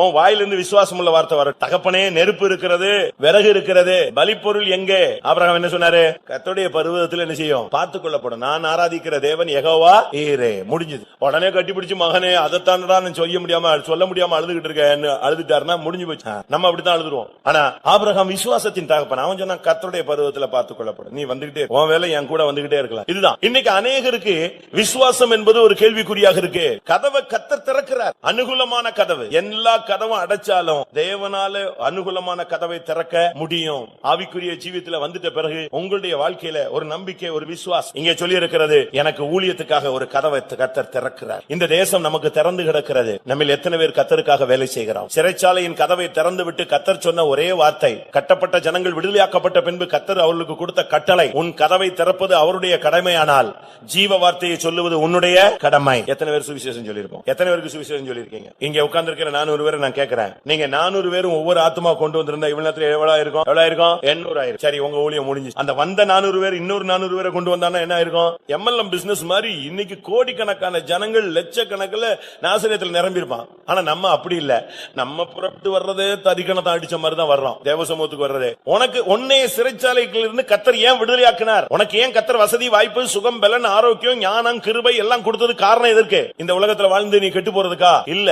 இதன் மூலமாய் அழிந்து போகிற வேதம் சொல்லுகிறது, உங்களை நித்திய வீட்டில் உங்களை ஏற்றுக்கொள்வார் உண்டாகும்படி அழிந்து போகிற உலக பொருளால் ஆத்துமாக்களை சம்பாதிங்க. சிறைச்சாலையில இருந்து வெளியே அனுப்பின உடனே கர்த்தர் சொன்ன வார்த்தை, நீங்கள் இந்த ஜீவ வார்த்தையை தேச ஜனங்களுக்கு சொல்லுங்க. அன்றைக்கு பேதுரு வந்துட்டாரு. ஆனா கதவை திறக்க ஒருத்தனுக்கு சக்தி இல்ல. எல்லாம் பயங்கர ஜெப வீரர்கள். ஒருத்தனும் கதவை திறக்க மாட்டான். அதனாலதான் கர்த்தர் பூட்டின வீட்டுக்குள் உள்ளே போய் கர்த்தர் என்ன செஞ்சாரா? உங்களுக்கு சமாதானம்னு சொன்னார். அப்படினால அருமையானவர்களே, உங்களுக்கு இன்றைக்கு கர்த்தர் சிறைச்சாலை கதவை, இன்னைக்கு இந்த மெசேஜ் யாருக்குரியதோ நீங்க கேட்ச் பண்ணிக்கங்க. ஒரு கட்டப்பட்ட நிலவரத்துல, கைகால்கள் செயல்பட முடியாத நிலவரத்துல, ஆத்மாவிலே ஒரு கட்டுகளோடு நீங்கள் வந்திருந்தால் இன்றைக்கு கர்த்தர் உங்கள் கதவுகளை திறக்கிறார். உங்களுடைய சிறைச்சாலை அனுபவத்தை கர்த்தர் மாற்றுகிறார். ஆனா நீங்க ஒரு முடிவெடுக்கணும், நான் ஒரு சுவிசேஷகனாய் மாறுவேன். சுவிசேஷ ஒரு அபிஷேகம் உங்களுக்கு கொடுக்கப்படும். நீங்க சுவிசேஷ ஊழியம் செய்யலாம். கை இல்லாதவன் செய்யறான், கால் இல்லாதவன் செய்யறான், ஊமையும் செவிடுமானவர்கள் ஊழியம் செய்யறாங்க, கண் பார்வையற்றவங்க அருமையா ஊழியம் செய்யறாங்க. ஆனா நமக்கு பாருங்க எல்லாம் இருக்கு, ஆனா எதுதான் இல்ல. நீங்க பாருங்க பரலோக ராஜ்யத்துல பெந்தேகோஸ்தேக்காரனை விட மற்றவனுக்கு தான் பிரதிபலன் ஜாஸ்தியா இருக்கு. ஏன்னா அவங்க தான் ஜீவ வார்த்தையை சொல்றாங்க. நம்ம சொல்றோமா? இன்னைக்கு ஒரு விடுமுறை நாள், ஒரு ஓய்வு நாள், நம்ம எத்தனை பேர் சொல்லுவோம்? எத்தனை பேர் ஜீவ வார்த்தையை போய் சொல்லுவீங்க? நம்முடைய வாழ்க்கையில இன்றைக்கு நமக்கு விடுதலை கிடைச்சிருக்கு. யான் பெற்ற இன்பம் பெருகை வையகம். போங்க கர்த்தருடைய வார்த்தையை சொல்ல முடியும். அதனாலதான் இன்னைக்கு மெசேஜ், உன் கதவை கர்த்தர் திறப்பார், ஆனா நீ சுவிசேஷத்தின் வேலையை நீ செய்ய, சுவிசேஷங்களுடைய வேலையை செய், கர்த்தரிடத்தில் நீ பெற்ற ஊழியத்தை நிறைவேற்றும் தான் பைபிள் சொல்லுது. நீங்க அந்த வேலையை செய்யறோமா? நம்ம அப்படிலாம் செய்யறது இல்ல. நம்மள அநேகர் அதனால தான் அதுக்கு பிறகு கதவே திறக்கிறது இல்லை. நீ அதை செய்தால் கர்த்தர் அதை உனக்கு செய்வார். உன் கதவுகளை திறந்தால் நீங்க ஒரு பொருத்தனை பண்ணணும். கர்த்தாவே எனக்கு இதை செஞ்சா நான் உங்களுக்கு செய்யறேன், எனக்கு சுகத்தை தாங்க, நான் ஓடி ஆடி ஊழியம் செய்யறேன், எவ்வளவு முடியுமோ அவ்வளவு ஊழியம் செய்யறேன், எவ்வளவு சுவிசேஷத்தை விதைக்க முடியுமோ அவ்வளவு விதைக்கிறேன். நாம் அந்த நேரத்துல கரெக்டா செய்யணும். நாகமானுக்கு சுவிசேஷம் சொன்னது ஒரு பெரிய ஞானி அல்ல. நாகமானுக்கு சுவிசேஷம் சொன்னது யாரு? ஒரு சின்ன வேலைக்கார பெண், ஒரு சின்ன பெண் தான், ஒரு அடிமை பெண்ணாகிய ஒரு இஸ்ரவேல்ல உள்ள ஒரு சின்ன பெண் தான் மெல்ல சொன்னா, இஸ்ரவேல்ல ஒரு தீர்க்கதரிசி இருக்காரு, போனா சுகம் கிடைச்சிருமே, ஏன் இப்படி எஜமான் இப்படி கஷ்டப்படணும்? அந்த வார்த்தை அவனை அப்படியே கொண்டு போய் சுகமாக்கிட்டு திருப்பி கொண்டு வந்தது. ஆவிக்குரிய ஜீவித்துல வந்துட்ட பிறகு நம்ம டைம் கிடைக்கும் போது, ஆனா பழைய ஏற்பாட்டுல சமயம் கிடைத்த போது, புதிய ஏற்பாட்டுல சமயம் வாய்த்தாலும் சமயம் வாய்க்காவிட்டாலும் திருவசனத்தை பிரசங்கம் பண்ணு. டைம் கிடைக்கும் போது நீங்க அருமையா அந்த வார்த்தையை சொல்லணும். ஒரு வியாதியஸ்தனுக்கு போய் சொல்லுங்க, ஒரு பலவீனமா இருக்கிறவனுக்கு சொல்லுங்க, மரணத்தை நோக்கி போறவனுக்கு கடைசி நேரத்துல மரணத்திலிருந்து அவனை லைட்டா லேசா தூக்கி விட்டா போதும், அவன் கிறிஸ்துவண்டை வந்து ஓட்டத்தை முடிச்சிருவான். கர்த்தர் உனக்கு இன்னைக்கு அனுகூலமான கதவை திறக்கிறார். அனுகூலமான கதவு திறக்கும் போது விரோதங்கள் இருக்கும், அதை பத்தி நீங்க கவலையே படாதீங்க. எதிர்ப்பை பத்தி நீங்க எப்பவுமே பார்க்க கூடாது. எதிர்ப்பை நீங்க பாத்துட்டீங்கன்னா உங்களுடைய விசுவாசம் குறைஞ்சிடும். நீங்க எதிர்ப்பை பார்க்கவே கூடாது. உன்னோட போட்ட பந்தயத்துல ஓடி வர்றவன நீ பாத்துட்டு பின்னால வரானா, எவ்வளவு தூரத்துல வரான், எவ்வளவு தூரத்துல வர்றான்னு நீ ஓட ஓட உன்னுடைய வேகம் என்ன செய்யும்? குறையும். உன்னுடைய இலக்கை மட்டும்தான் நீ பாத்துட்டு போகணும். அதனால விரோதத்தை நீங்கள் பார்க்காதீங்க. கர்த்தர் உங்களுக்கு இந்த கூட்டத்தின் மூலமாக உங்களுக்கு பெரிதும் அனுகூலமான கதவை திறக்க போகிறார். அப்போஸ்தலர் 14ஆம் அதிகாரம் 27ஆம் வசனத்துல பார்க்கும் பொழுது, அப்போஸ்தலர் 14:27, அவர்கள் அங்கே சேர்ந்த பொழுது சபையை கூடி வரச் செய்து தேவன் தங்களை கொண்டு செய்தவைகளையும் அவர் பிரஜாதிகளுக்கு விசுவாசத்தின் கதவை திறந்ததையும் அறிவித்து. விசுவாசத்தின் கதவை கர்த்தர் இன்றைக்கு திறக்கிறார். நம்மில் அநேகருக்கு விசுவாசங்கிறது ரொம்ப குறை. விசுவாசம்ங்கிறது நம்ம பயிற்சி வைக்க வேண்டிய ஒரு முக்கியமான பகுதி. விசுவாசம் இல்லாமல் ஒருவன் தேவனுக்கு பிரியமா இருப்பது கூடாத காரியம். தேவன் எதிர்பார்க்கிற ஒரு விசுவாசம். நான் அதைத்தான் போன 2-3 வாரங்களுக்கு முன்னால, என்னிடத்தில் விசுவாசமா இருங்கள், தேவனிடத்திலும் விசுவாசமா இருங்கள். இது ரொம்ப சிம்பிளான வார்த்தை, எல்லா இடத்திலும் எழுதி போட்டிருக்கு, நீங்க படிச்சிருப்பீங்க. ஆனா அது ஒரிஜினல் அல்ல. என்னுடைய விசுவாசமும் உடையவர்களாய் இருங்கள், தேவனுடைய விசுவாசமும் உடையவர்களாய் இருங்கள். தேவனுக்கு எப்படி விசுவாசம் இருந்தது, அதே விசுவாசம் உனக்கு வேணும். இயேசுவுக்கு என்ன விசுவாசம் இருந்தது, அதே விசுவாசம் நமக்கு வேணும். இயேசுவுக்கு இருந்த விசுவாசம் எப்படி? தண்ணீரை நிரப்பும், மொண்டு பரிமாறு, அவ்வளவுதான். அது எதா மாறிடுச்சு? திராட்சரசமா மாறி. எப்படி மாறும்? அதான் விசுவாசம். பார்வையை அடைவாயாக, அந்த ஒரு வார்த்தை தான். அந்த வார்த்தையை அவன் காதுல கேட்கும் போது அதுக்குள்ள எது உருவாயிருது? கண்ணு, அந்த லென்ஸ், அந்த எல்லா தன்மையும் உடனே உருவாயிரு. அவ்வளவுதான். உலகங்கள் உண்டாக கிடவது, அவ்வளவுதான், உண்டாயிரு. அவருடைய வார்த்தையில அவ்வளவு பெரிய விசுவாசம். நம்மில் எத்தனை பேருக்கு அப்படி விசுவாசம் இருக்கும்? அநேகருக்கு சுகம் கிடைக்குங்கிற நம்பிக்கையே இல்ல, அநேகருக்கு விடுதலை கிடைக்கும் நம்பிக்கையே இல்ல, அநேகருக்கு வேலை கிடைக்கும் நம்பிக்கையே இல்ல, அநேகருக்கு கல்யாணம் ஆகும்னு நம்பிக்கையே இல்ல, அநேகருக்கு ஊழியத்துக்கு போகணும்னு நம்பிக்கை இல்ல, அப்படி போனா கடைசி வரைக்கும் நிப்போன்னு நம்பிக்கை இல்ல. இப்படித்தான் நம்பிக்கை இல்ல, நம்பிக்கை இல்ல, நம்பிக்கை இல்ல. ஆனா ஒரு உலகத்து மனுஷனுக்கு எவ்வளவு நம்பிக்கை இருக்கு, எவ்வளவு விசுவாசம் இருக்கு. நான் ஜெயிப்பேன்னு சொல்றான், நான் 100க்கு 100 வாங்கிடுவேன்னு சொல்றான், நான் ஜெயிச்சிருவேன், எனக்கு இது காரியம் சக்சஸ் ஆகும், அந்த அளவு அவனுக்கு நிச்சயம் இருக்கு உலகத்தின் மேல. நாம் ஜீவனுள்ள தேவனை ஆராதி. உங்களுடைய முழங்காலுக்கு முன்னால எந்த வல்லமே நிக்க முடியாது. தானியேல் போய் சொல்றான், எனக்கு ஒரு நைட் டைம் கொடுங்க, நான் நாளை காலையில வந்து என்ன செய்யறேன், பதில் கொடுக்கறேன். ராஜா ஏதோ சொப்பனம் பார்த்தாராம், அந்த சொப்பனமும் மறந்துருச்சு, தெரியலையா, சொப்பனத்துக்கு அர்த்தமும் புரியலையா, சொப்பனத்தையும் அர்த்தத்தையும் சொல்லணும், அவ்வளவுதானே. எனக்கு ஒரு நைட் என்ன செய்யுங்க, டைம், ஒரே நைட், ஒரு 12 hours டைம் கொடுங்க, நான் கிளியர் பண்ணிட்டு வரேன்னு போனா சாத்ராக் மேஷாக் ஆபேத்நேகோவை கூப்பிட்டான். இப்படித்தான் பிரச்சனை. எல்லாரும் முழங்கால் போட்டாங்க. முழங்கால் முடியும் போது சொப்பனம் வந்துருச்சு, சொப்பனத்துக்கு அர்த்தமும் வந்துருச்சு. அதே தேவன் தானே இன்னைக்கு ஜீவிக்கிறார், அதே கர்த்தர் தானே இன்னைக்கு ஜீவிக்கிறார், அதே பைபிள் தானே நம்ம கையில வச்சிருக்கிறோம். ஏன் இன்னைக்கு அதே தவணை கேட்டு நீ ஒரு முழங்கால போடு, என்ன நடக்க போகுதுன்னு கர்த்தர் சொல்லட்டும். அவர் சொல்லாவிட்டா எழும்பாத, அவர் உன்னிடத்துல பேசாவிட்டால் அவருக்கும் உனக்கு உள்ள தொடர்பு துண்டிக்கப்பட்டிருக்கிறது. அதை நீ இன்னைக்கு புதுப்பித்துக்கொள். ஏன் தெய்வமே என்னிடத்துல பேசுறது இல்ல, ஏன் பேசல, எதுக்காக என்னிடத்துல நீ பேசுகிறது இல்ல, என்னிடத்துல பேசும். அப்படி தடையா இருந்தா தடையா இருக்கிற காரியத்தை எனக்கு வெளிப்படுத்தும். ஆண்டவர்கிட்ட போராடு, ஆண்டவர் உன்னிடத்துல பேசட்டும். விசுவாச விசுவாசத்தின் கதவு திறக்கப்படாமல் நாம் இந்த உலகத்திலிருந்து நாம் அடுத்த கட்ட உலகத்தை மறுமையை நாம் அடைய முடியாது. விசுவாசம் என்பது நம்பப்படுகிற உறுதியும் காணப்படாதவைகளின் நிச்சயமா இருக்கிறது. விசுவாசம் என்பது ஒரு மனிதனுடைய வாழ்க்கையை மாற்றக்கூடிய சக்தி உள்ளது. நீங்க பைபிள்ல படிச்சு பாருங்க அவங்களுடைய விசுவாசத்தை. ஒரு தீர்க்கதரிசியுடைய வேலைக்காரன் வீட்டுக்குள்ள ஓடி வந்து கத்துறான், ஐயோ ராணுவம் வந்துருச்சு அப்படிங்கிறான். உடனே அவன் சொல்றான், ராணுவம் வந்துருச்சா? அப்படியா ஆண்டவரே, என்ன இவன் என் கூட இத்தனை வருஷம் இருந்து இவன் கண் என்ன இருக்கு, குருடால போயிருக்கான் இவன், எனக்கு இவ்வளவு. அவன் சொல்றான், தீர்க்கதரிசி சொல்றான், நம்ம என்ன செய்வோம், நம்ம என்ன செஞ்சிருப்போம், நம்ம அவனை விட பயந்து கதவையே பூட்டிருப்போம். வெளியே போயிட்டு ஒருத்தன் வந்து ஒரு பிரச்சனைன்னு சொன்னா அவனை வெளியே விட்டுட்டு நம்ம நினைச்சிருவோம், சோத்திரம் பண்ணி கதவை பூட்டிடுவோம், சோத்திரம் நீ என்கிட்ட போ. அதுதான் நம்முடைய பிராக்டிஸ். அவன் வந்து சொல்றான், ஐயோ ஆண்டவனே, நம்மை சுற்றிலும் ராணுவம் பாளையம் இறங்கி இருக்கிறது, ஒரே குதிரையும் ரதமும் வந்துருச்சு, என்ன பண்ணுவேன்னு தெரியலையேன்னு ஓடி வந்தான். இவன் சொன்னான், என்ன ஆண்டவரே, இவனை போய் நான் வேலைக்காரன் வச்சுட்டேன், வெக்கப்படுறேன், இவன் கண்ணை என்ன செய்யுங்க, திறந்து விடுங்க ஆண்டவர். அதுதான் ஜெபிச்சான். அவன் வந்து அப்படியா, அப்ப நம்ம இப்ப எந்த ரூட்ல தப்பி போனோம், எப்படி செய்யணும், என்ன செஞ்சா நம்ம தப்பி போலாம், இதெல்லாம் அவன் யோசிக்கல. அவன் இதுக்கு முன்னாலேயே அவன் கண்ணு திறந்திருக்கு. அவன் சொன்னா, ஆண்டவரே இந்த வேலைக்காரனுடைய கண்கள் கொஞ்சம் திறந்து விட செய்யுங்கப்பா. உடனே கண்ணு திறந்துச்சு. கண்ணு திறந்த பிறகுதான் தெரிஞ்சது, தீர்க்கதரிசியை வீட்டை சுத்தி எதிர்க்கு அக்னி ரதமும் அக்னி குதிரையும் இருந்துச்சு. அப்பதான் அவன் நிம்மதியா இருந்தான். அப்ப ஏற்கனவே அவனுக்கு கண்ணு, நம்முடைய கண்கள் எப்படி திறந்து, விசுவாச கண்கள் திறந்திருக்கா, நமக்கு ஒரு வேலை கிடைக்கும், நமக்கு ஒரு வாழ்க்கை அமையும், நமக்கு ஒரு ஊழியம் உண்டு, நமக்கு ஒரு தொழில் உண்டு, நமக்கு ஒரு மகிமையான சபை உண்டு, நமக்கு ஒரு சிங்காசனம் உண்டு.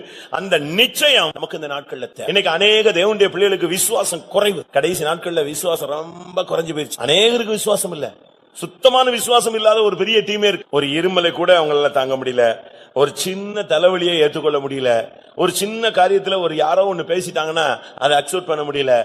எதையுமே விசுவாசத்தின் அந்த பட்டய, ஆவியின் பட்டயமாகிய அந்த விசுவாசத்தை வச்சு நீங்க ஜெயிக்க முடியாத தேவன் நம்மை அழைத்திருக்கிறார். இங்க சொல்லி இருக்கிறது, பவுல் சொல்லுகிறார், புறஜாதிகளுக்கு விசுவாசத்தின் கதவை கர்த்தர் திறந்து விட்டு. விசுவாசத்தின் கதவு திறந்துருச்சா? உங்களுடைய விசுவாசம் இன்னைக்கு திறக்குமா? விசுவாசம் எந்த அளவு இருக்கு? சுகர் கூடிருச்சா குறைஞ்சிருக்கான்னு உனக்கு போட்டு பாக்கிறதுக்கு எல்லாரும் மிஷின் வாங்கி வீட்டுல வச்சிருக்கீங்க, அப்படித்தானே? கூடியிருக்கா குறைஞ்சிருக்கா அது எல்லாரும் வச்சுக்கிறாங்க, வீட்டிலேயே வச்சு செக் பண்ணிக்கிறாங்க. அதுக்கேற்ற மாதிரி டக்குன்னு அன்னைக்கு உடனே சாப்பாடு ஸ்டைல் மாதிரி. நல்லது, தவறுன்னு நான் சொல்ல வரல, அவ்வளவுதான் உங்களுடைய நம்பிக்கையும் விசுவாசமும். இதே மாதிரி உங்க விசுவாசம் கூடியிருக்கா குறைஞ்சிருக்கான்னு பாருங்களேன். ஒரு தகப்பன் வந்து தன்னுடைய பிள்ளைக்காக சுகத்துக்காக அழுறான். அழுத உடனே இயேசு சொன்னாரு, நீ விசுவாசிக்க கூடுமானால் இது என்ன செய்யும், நடக்கும்பான்னு சொல்றாரு. உடனே அவன் சொல்றான், என்னுடைய அவிசுவாசம் நீங்கும்படி எனக்கு என்ன செய்யுங்க, நீங்க எனக்கு உதவி செய்யுங்க. சீசர்கள் பிசாசை துரத்தி பாக்குறாங்க, போக மாட்டேங்குது. அப்ப சீசர்கள் வந்து கேக்குறாங்க, ஏன் அந்த பிசாசு போகல? அவர் சொன்னாரு, உங்களுடைய அவிசுவாசம். உடனே அவங்க சொன்னாங்க, ஆண்டவரே எங்களுடைய விசுவாசத்தை என்ன செய்யுங்க, வர்த்திக்க பண்ணுங்கன்னு கேட்டாங்க. கேளுங்க, உங்களுடைய விசுவாசம் அவிசுவாசம் நீங்கிறதுக்காக கேளுங்க, உங்களுடைய விசுவாசம் வர்த்திக்க பண்ணணும்னு ஜெபம் பண்ணுங்க. விசுவாசம் வந்துருச்சுன்னு சொன்னா அதுல உங்களுக்கு நம்பிக்கை குறைவே வராது. பாசிட்டிவ் அடிக்கடி சொல்லுவார், நானும் அடிக்கடி சொல்லியிருக்கேன்.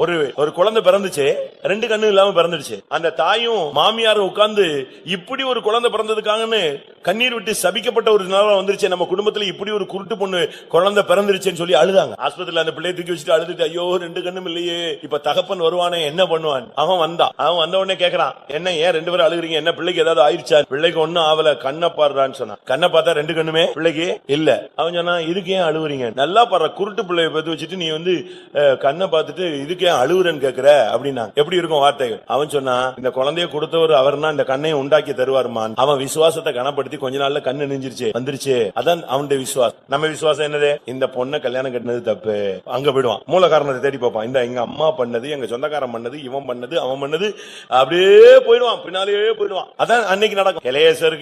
எலியேசர் போய் ரெபெக்கால கூட்டு வந்துட்டாரு. ஈசாக்கு கல்யாணம் கட்டி வச்சுட்டாங்க, குழந்தை இல்ல. ஆபிரகாம் கூப்பிட்டு, எலியேசரை நல்ல பொண்ணை பார்த்து கூட்டு வர வேண்டியானு சொல்லி நான் சொன்னாரா? இல்ல ஈசாக்கு நானும் என்னையாவது ஒரு ட்ரிப் பார்க்க விட்டுருக்கலாம்ல, இப்படி ஒரு பொண்ணை கட்டி வச்சிட்டீங்களா, குழந்தை இல்லாத மலடியை கட்டி வச்சிட்டீங்களா அப்படி சொன்னாரா? யாருமே ஒண்ணும் பேசல. ஏன்னா அவங்க எல்லாம் விசுவாசத்தின் தகப்பன்மார். 25 வருஷம் கழிச்சு ஈசாக்கு பிறந்தது ஆபிரகாமுக்கு கண்கூடான காட்சி. அப்படிங்கும்போது தாம்பிள்ளைக்கு ஒரு சந்ததி, இவன் பேர்ல உன் சந்ததியே விளங்குங்கிற. ஈசாக்கு அநேகர் கேக்குறாங்க, எப்படிங்க ஒரு தகப்பன் போய் பிள்ளைய கத்தி எடுத்து வெட்ட வைப்பான்? அவனுக்கு நல்லா தெரியும், இந்த பிள்ளையில தான் உன் சந்ததி விளங்குனா இவன் சாவ மாட்டாங்கிறது என்னது ஒரு பெரிய நிச்சயம். அதனாலதான் அவன் துணிந்து கையை கத்தி எடுக்கிறான். ஆண்டவர் கொடுத்த வாக்குத்தத்தம் ஒண்ணு கொடுத்திருந்தார்னா அதுல அவர் மாறவே மாட்டார். உங்களுடைய விசுவாசத்தை கொஞ்சம் டெவலப். இதுவரைக்கும் நீங்க அரகுர விசுவாசியா இருக்கலாம், இன்னைக்கு உங்க விசுவாசத்தை 100% கொண்டு வாங்க. உங்களுடைய விசுவாசம் எவ்வளவு கூடுதோ அவ்வளவு ஆசீர்வாதம் கூடும். உங்களுடைய விசுவாசம் எவ்வளவு டிகிரீஸ் ஆகுதோ அவ்வளவுக்கு அவ்வளவு உங்களுடைய நன்மைகள் குறை. அடுத்ததாக சங்கீதம் 78:23 பார்க்கும் பொழுது வானத்தின் கதவை கர்த்தர் திறக்கிறார். 78:23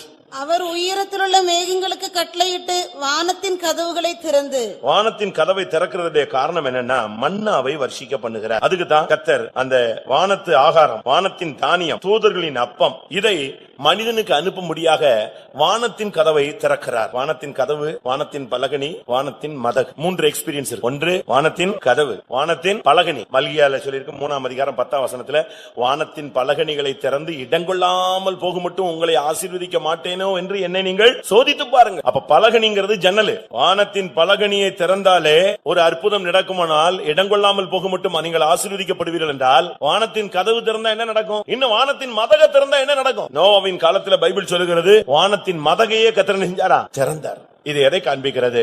உங்களை போஷிக்க தேவன் வல்லமை உள்ளவர், உங்களை உடுத்துவிக்க தேவன் வல்லமை உள்ளவர், உங்களை நிறைவாய் நடத்த தேவன் வல்லமை உள்ளவர், உங்களை செழிப்பாய் மாற்ற தேவன் வானத்தின் கதவுகளை திறக்கிறார். அதுக்கு ஒரு காரணம், அந்த ஜனங்க காலையில எழும்பி போய் அதை பொறுக்கணும். வானத்தின் கதவு திறக்கப்படணும்னு ஆசைப்படுறீங்களா? தசமபாகம் கொடுத்தா, தசமபாகம் கரெக்டா கொடுத்தா எது திறக்கும்? வானத்தின் பலகனி திறக்கும். காலையில 4 மணிக்கு ஒழுங்கா எழும்பி மன்னாவை பொறுக்க போனீங்கன்னா, தேவ சமூகத்துக்கு போனீங்கன்னா வானத்தின் கதவு திறக்கும். சரியான பேழைக்குள்ள இருந்தீங்கன்னா வானத்தின் மதகு திறக்கும். இதுதான் பைபிள். நீ கரெக்டா நீ தசமபாகம் செலுத்தி பாரு. பைபிள் சொல்லுது, என்னை செக் பண்றேன்னு சொல்றாரு. மல்கியா 3:10 வாசிங்க. என் ஆலயத்தில் ஆகாரம் உண்டாயிருக்கும்படி தசமபாகங்களை எல்லாம் பண்டசாலையிலே கொண்டு வாருங்கள்.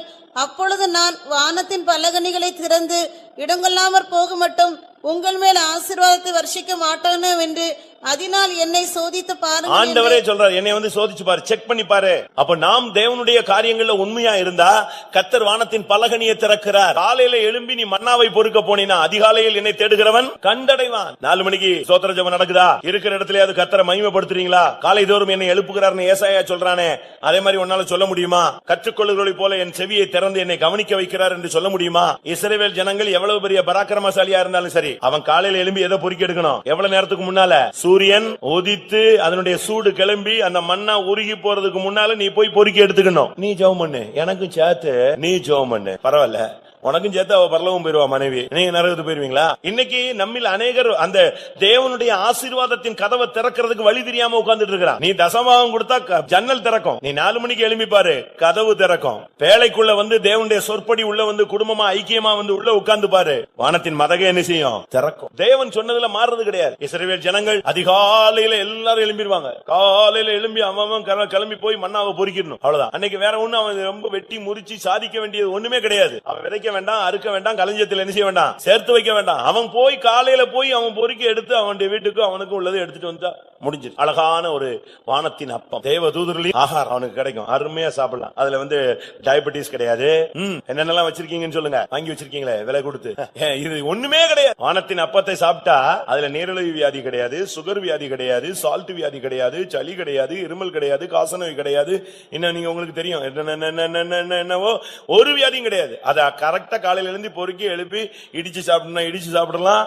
எப்படி சாப்பிடணுமோ நீ சாப்பிட்டுக்கலாம். அது அழகான என்ன இருக்கும், தேனிட்ட பணியாரம் போல இருக்கும். அழகா காலையில எழுந்திச்சு ஒரு 1/4 மணி நேரம் ஆவில் நிறைஞ்சு ஒரு பாட்டு பாடி சந்தோஷப்பட்டு, அதிகாலையில வீணையை விழித்திரு, சுரமண்டலமே விழியுங்கள், அதிகாலையில் ஆயத்தமாகி உம்முடைய சமூகத்தில் வந்து காத்திருப்பேன், உம்முடைய சாயலால் நான் திருப்தியாவேன். ஒரு காலையில எழுந்திச்சு 4 மணிக்கு தெருவா நாசரேத்து முள்ள வாக்கிங் போக வேண்டியதில்ல, முழங்கால போட்டு தேவ சமூகத்தில் ஆவில் நிறைஞ்சு பாரு, கிளியரா காலையிலேயே வேர்த்துரும். நல்ல பாடியில உள்ள கெட்ட நீர்லாம் வெளியே போயிடும். காலையிலேயே புதுமையா மாறிடும். 1 மணி நேரம் ஜெபம், 1/2 மணி நேரம் பைபிள் ரீடிங், அழகா அடுத்து கொஞ்ச நேரம் ஜெபம் பண்ணிட்டு நீங்க பாட்டுக்கு வேலைக்கு போங்க. பிசாசு வராது, செய்வனே வராது, வியாதியும் வராது, ஒண்ணும் வராது. 8 மணி வரைக்கும் தூங்கிட்டு 8 மணி ஆயிடுச்சா? அப்படியா, சரி. இனிமே எழும்பி போனா இருக்கிற கதவையும் பூட்டி வச்சிருவாரு. வானத்தின் கதவும் பூட்டும், பூமியின் கதவும் மூடிப்போ. வானத்தின் கதவை திறக்க நீங்கள் காலையிலே தேவனுடைய கதவை தட்டுங்கள். ஆண்டவருடைய வாசல் அருகே காத்திருங்க. காலையிலேயே உனக்கு ஒரு வார்த்தை கிடைக்கும். பாஸ்டர் ஜோயல் அவர்கள் அடிக்கடி சொல்லுவாராம், காலையில எழும்பும் போதே, தூங்கி எழும்பும் போதே ஒரு வார்த்தையோடு எழும்பணும், ஒரு வசனத்தோடு எழும்பணும். எழும்பும் போதே கர்த்தர் அன்னைக்குரிய ஒரு மன்னா ஒரு வார்த்தை, அது அன்னைக்கு முழுசும் உன்னை நடக்கும், அது அன்னைக்கு முழுசும் உன்னை பராமரிக்கும், அது அன்னைக்கு முழுசும் உன்னை கைட் பண்ணும். அந்த வார்த்தை உன்னோடயே இருக்கும். இதுதான் வானத்தின் கதவை திறக்கிறது. வானத்தின் கதவை திறக்கிற ஃபார்முலா நம்ம எல்லாருக்கும் தெரியும். ஆனா அந்த சாவியை வச்சு நம்ம திறக்கிறது மாத்திரம்னா இல்ல. பரலோகத்தின் சாவி யார்கிட்ட இருக்கு? பரலோகத்தின் சாவி யார்கிட்ட இருக்கா? வாசிங்க அந்த வசனம். பரலோகத்தின் திறவுகோல்களை அவர் உடையவராய் இருக்கிறார். பரலோகத்தின் திறவுகோல்களை நான் உனக்கு தருகிறேன் சொல்றார். நீங்க கதவை அழகா திறக்கலாம். ஆனா இது என்ன செய்யறது இல்ல, இவர்களும் போகிறது இல்லை, போகிறவனே என்ன செய்யறது இல்ல, விடுறது இல்லைன்னு பைபிள்ல இருக்கு. 1:18 மரித்தேன், ஆனாலும் இதோ சதா காலங்களிலும் உயிரோடு இருக்கிறேன், ஆமென். நான் மரணத்திற்கும் பாதாளத்துக்கும் உரிய திறவுகோல்களை உடையவராய் இருக்கிறேன். இது அவரு நம்ம கையில கொடுக்கறது எங்க இருக்கு? தாவீதின் திறவுகோல்களை உடையவர். நம்முடைய கையில தான் இதெல்லாம் இருக்கு. நாம தான் என்ன பண்றோம்? வர்றவனையும் உள்ள விடுறதுல நம்மும் போறது இல்ல. இந்த நாய் கையில நாயிட்ட தேங்காய் மாட்டிக்கிச்சு. கிட்ட போனா என்ன செய்யும்? அதை தேங்காய் இப்படி கிடக்குதுன்னு சொல்லி எடுக்க போனா கடிச்சிரும். சரி, அது உடைச்சு சாப்பிடுமா? அதுக்கு அதை உடைச்சு சாப்பிடுறதுக்கு சக்தி கிடையாது. ஆனா எடுக்கிறவனே என்ன செய்யக்கூடாது? தொட விடாது. வாசிங்க மத்தேயு 16:19. பரலோக ராஜ்யத்தின் திறவுகோல்களை நான் உனக்கு தருவேன். பூலோகத்திலே நீ கட்டுகிறது எதுவோ அது பரலோகத்திலும் கட்டப்பட்டிருக்கும். எப்படி? பரலோக ராஜ்யத்தின் திறவுகோல்களை உனக்கு தருகிறேன். நீ தேவைப்படும் போது வானத்தின் கதவை என்ன செய்யலாம்? திறக்கலாம். மதக திறக்கலாம், ஜன்னலை திறக்கலாம். இதெல்லாம் வானத்தின் கதவை திறக்கிற சக்தி நம்மகிட்ட தான் இருக்கு. உன்னுடைய முழங்கால தான் அது இருக்கு. நீ முடங்கி போக கூடாது.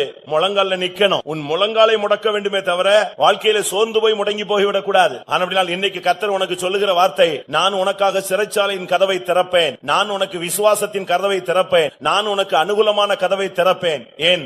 வானத்தின் கதவை கூட நான் உனக்காக திறக்க முடியும். ஆனால் நீ இந்த ஜீவ வார்த்தையை எல்லாருக்கும் என்ன செய்ய வேண்டும்? சொல்ல வேண்டும். இன்னைக்கு இந்த கூட்டம் முடியறதுக்கு உள்ள நீங்க எல்லாரும் ஊழியர்களை போல சுவிசேஷங்களுடைய ஆவியை பெற்றவர்களாக நீங்கள் கிளம்ப வேண்டியது அவசியம். 1 சாமுவேல் 3:15. 1 சாமுவேல் 3:15.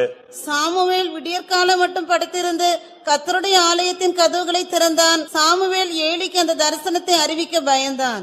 சாமுவேல் கர்த்தருடைய ஆலயத்தின் கதவை திறந்தான். விடியற்காலம் மட்டும் படுத்திருந்தான். கர்த்தருடைய ஆலயத்தின் கதவுகளை திறந்தான். நைட்ல அவனுக்கு பயங்கரமான ஒரு தரிசனம். அவன் வாழ்வை குறித்து, நடக்க போற சம்பவத்தை குறித்து கர்த்தர் ஒரு அருமையான வெளிப்படுத்தலை தந்திருந்தார். ஆலயத்தின் கதவு திறக்கப்படணும். நீங்களே தேவனுடைய ஆலயம். ஆலயத்தின் கதவு திறத்தல் என்று சொன்னா கர்த்தர் உன்னோடு பேசும் ஒரு வாழ்க்கை. கர்த்தர் உனக்கு கொடுக்கிற தரிசனத்தின் வாழ்க்கை. கர்த்தர் உனக்கு கொடுக்கிற சொப்பனத்தின் மூலமாய் உன்னை வழி நடத்துகிற ஒரு வாழ்க்கை. கர்த்தர் உன்னோடு பேசி உன்னை பராமரிக்கிற ஒரு வாழ்க்கை. கர்த்தருடைய ஆலயத்தின் கதவை திறந்தான். ராத்திரியில பயங்கரமான ஒரு தரிசனம். சாமுவேலே கூப்பிடுறாரு. இவன் போய் ஏலியை கூப்பிடுறான். ஐயா, நீங்க கூப்பிட்டீங்களா? இல்ல மகனே, நீ போ.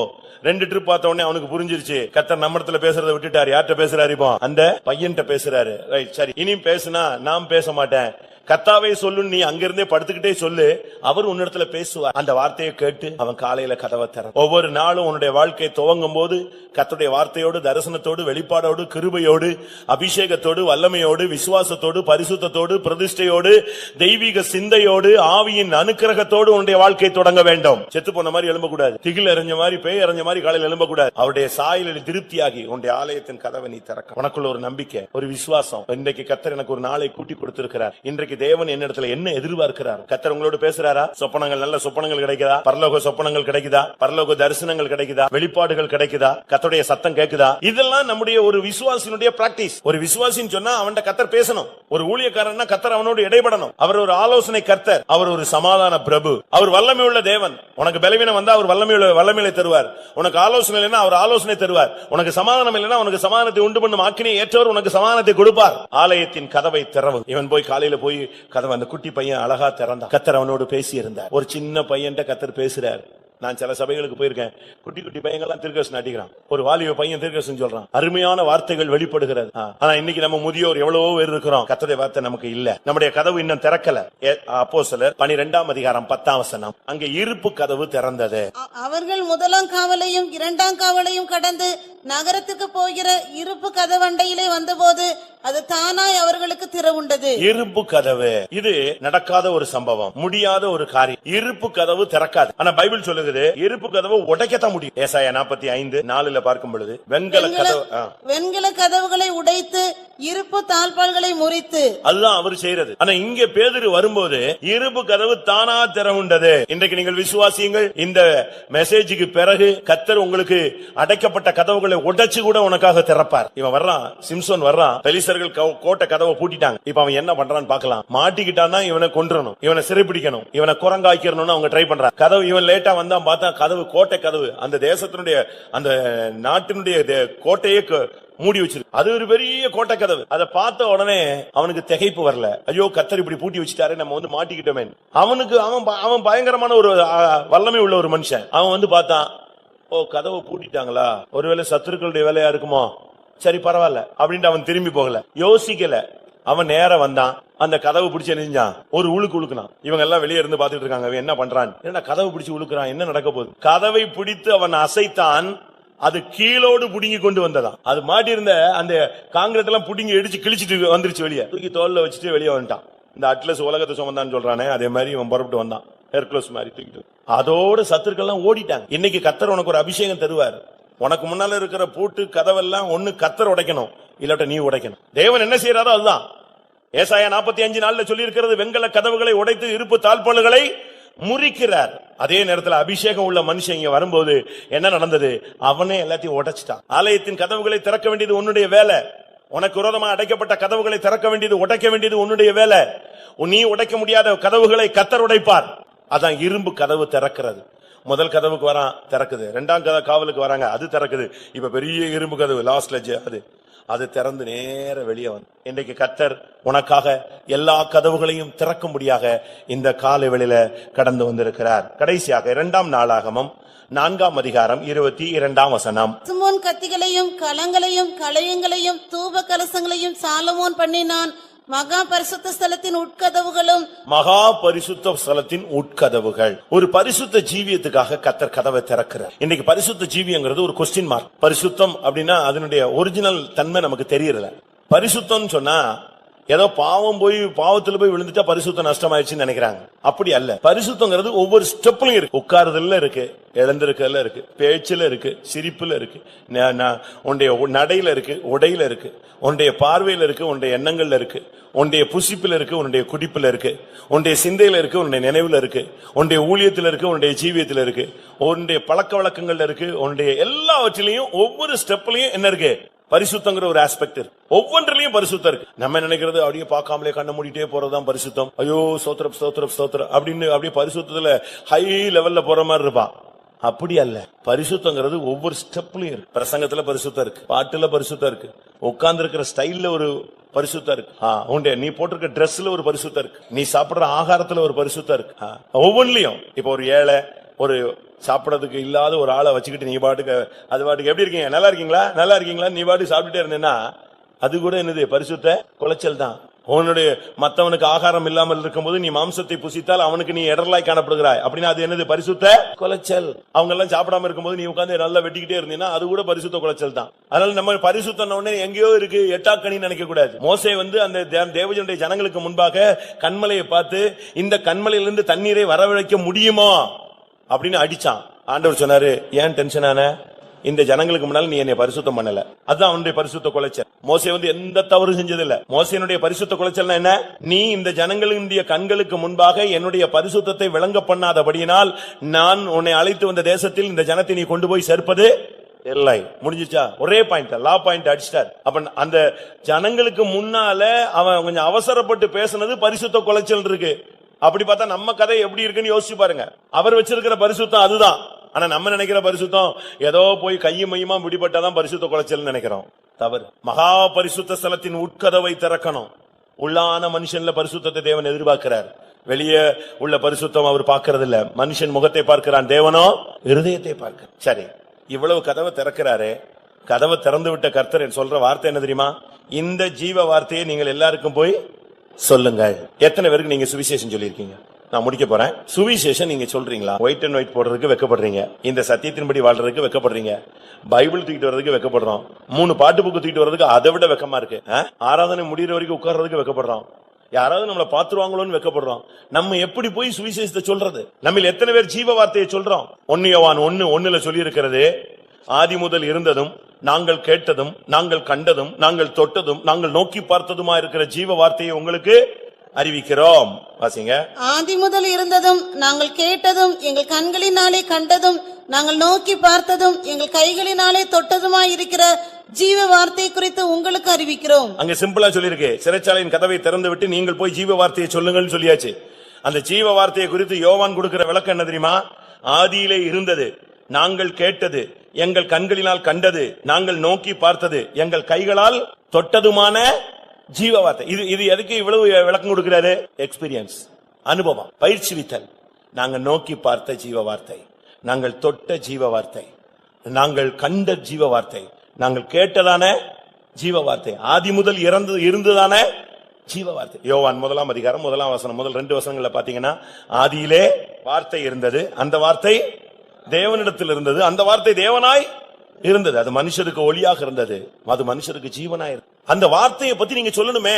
கண் திறக்கப்பட்டவன் என்ன செய்யணும்? கர்த்தர் என் கண்ணை திறந்தாருன்னு என்ன செய்யணும்? போய் சொல்லணும். பிசாசுல இருந்த விடுதலை ஆகணுமே, பிசாசு பிடிச்சவங்கிட்ட போய் சொல்லணும், கர்த்தர் எனக்கு என்ன செஞ்சாரு? விடுதலை கொடுத்தாருன்னு சொல்லணும். வியாதி சுகமானவன் போய் சொல்லணும், கர்த்தர் என்னை வியாதியிலிருந்து என்ன செஞ்சாரு. இந்த சாட்சி நேரம்லாம் என்ன? கர்த்தர் உன்னை குணமாக்குறது, விடுதலையாக்குறது, ஆசீர்வதிக்கிறது, உன்னை நடத்துகிற பாதைகளில் கர்த்தர் உன்னை நடத்துகிற விதங்களை சொல்ல வேண்டும். நமக்கு இங்கே எந்திரிச்சு 4 பேர் முன்னால சொல்ல முடியாது. கேட்டா ஸ்டேஜ் ஃபியர். அது என்ன ஸ்டேஜ் ஃபியர்? அது மேடையில வந்து நிக்கணும்னா பயமா. தவறு செய்யும் போதோ, வம்பு பண்ணும் போதோ, பரியாசம் பண்ணும் போதெல்லாம் பயமே வரமாட்டேங்க. இங்க 4 பேருக்கு முன்னால கர்த்தரை மகிமைப்படுத்தணும்னா என்ன செய்ய முடியல. பைபிள்ல சொல்லிடுறது, கர்த்தர் எனக்கு சொன்னதை மகா சபையில் நான் சொல்லுவேன், ஜாதிகளுக்கு முன்னால சொல்லுவேன், சபைகளிலே சொல்லுவேன். நான் சாவாமல் பிழைத்திருந்து கர்த்தருடைய கிரியைகளை என்ன செய்வேன்? விவரிப்பேன்.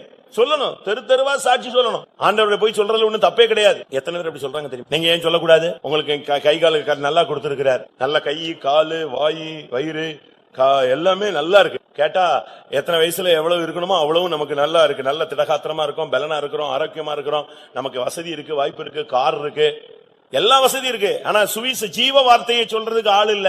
எத்தனை பேர் ஜீவ வார்த்தையை சொல்றீங்க? அந்த ஜீவனை பத்தி எத்தனை பேர் வெளியே போய் சொல்றீங்க? அந்த ஜீவன் ஒளியா இருந்தது, அந்த ஒளி மனுஷருக்கு ஜீவனா இருந்த ஒளியா இருந்தது. எத்தனை பேருக்கு அதை சொல்ல முடியும்? யோவான் 1:2 பாருங்க, அதை குறித்து நாங்கள் சாட்சி கொடுக்கிறோம். அந்த ஜீவன் வெளிப்பட்டது, பிதாவினிடத்திலிருந்தும் எங்களுக்கு வெளிப்பட்டதுமான நித்தியமாயிருக்கிற அந்த ஜீவனை நாங்கள் கண்டு அதை குறித்து சாட்சி கொடு. இயேசுவை பத்தி போய் சாட்சி சொல்லு. அடுத்து 1 யோவான் 1:5 அவரை அறிவிக்கிறதே எங்களுடைய விசேஷமாக இருக்கிறது. நீங்க போய் அந்த ஒளியை, அந்த ஜீவனை, அந்த வார்த்தையை நீங்க சொல்லணும். போய் சொல்றதுல ஒண்ணும் தப்பே கிடையாது. ஏத்துக்கிட்டா ஏத்துக்கிறான், ஏத்துக்கிட்டாட்டா போறான்.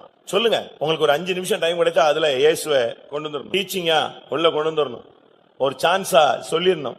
ஒரு சான்ஸ் கிடைச்சா போதும். அந்த இடத்துல கர்த்தரை நீங்க பஞ்ச் பண்ணணும், அழகா வெளிப்படுத்தணும். இன்னைக்கு எத்தனை பேர் இன்னைக்கு கர்த்தர் உங்களுக்கு கதவை திறப்பார்? உங்களுக்கு கொடுக்கப்படுற வாக்குத்தத்தம் அதுதான். உங்களுக்கு கதவை திறப்பார். கதவை கர்த்தர் எனக்கு திறந்தால் ஜீவ வார்த்தையை அறிவிப்பேன்னு சொல்றவங்க முழங்கால் போட்டு கை வைத்துங்க பார்க்கலாம். கதவை எனக்கு கர்த்தர் திறந்தால் நான் ஜீவ வார்த்தையை அறிவிப்பேன். இன்றைக்கு மெசேஜ் உனக்கு சொல்ற கர்த்தர் 2 வார்த்தை. உனக்கு நான் கதவை திறப்பேன், நீ ஜீவ வார்த்தையை சொல்ல வேண்டும். கர்த்தரால திறக்க முடியாத கதவு ஒண்ணுமே கிடையாது. கர்த்தருக்கு திறக்க முடியலனா இருப்பு கதவுகளை உடைத்து, வெங்கல கதவுகளை உடைத்து, இருப்பு தாழ்பாள்களை முறிப்பார். கர்த்தருடைய வார்த்தை அது கேதுரு மரங்களை முறிக்கும், அஸ்திபாரங்களை அசைக்கும். ஹல்லேலூயா. கர்த்தர் உனக்காக கதவை திறக்க சிறைச்சாலை அஸ்திபாரங்களையே அசைப்பார், எரிகோவின் மதில்களை உடைப்பார். ஆமென். ஹல்லேலூயா. ஒரு 2 நிமிஷம் எல்லாரும் ஒப்பு கொடுங்க பிரியமானவர்களே. எனக்கு ஒரு பெரிய விசுவாசம் உண்டு. இந்த கூட்டத்தில் அநேகருக்கு கர்த்தர் கதவை திறக்க போகிறார். அந்த கதவு நிரந்தரமாய் திறந்து வைக்க வேண்டுமானால் ஜீவ வார்த்தையை சொல்ல தீர்மானம் எடுங்கள். ஆமென். தாவீது ரோட்ல டான்ஸ் ஆட ஆரம்பிச்சான். சணல் நூல் ஏபோத்தை தெரிந்து கொண்டு முழு பெலத்தோடு நடனம் ஆடினான். அவன் மனைவி வந்து கேட்டா, ஏன் இப்படி அசிங்கமா குதிக்கிறீங்க, ஏன் இப்படி ரோட்ல எல்லாம் நின்னு பண்றீங்க? அப்ப அவன் சொன்னா, உனக்கு விஷயம் தெரியாது, நான் ஆடுகளுக்கு பின்னாக இருந்தேன், உன் தகப்பனை தள்ளிட்டு என்னை ராஜாவா மாத்து. நான் நீசனா இருந்தேன், கர்த்தர் என்னை தெரிந்து கொண்டு அபிஷேகம் பண்ணினார். நான் எப்படி சும்மா இருக்க முடியும் சொன்னான். ஆமென். மரணத்தை நோக்கி போய்கொண்டிருந்த உன்னை ஜீவனுக்கு கர்த்தர் வழி நடத்தி இருக்கிறார்.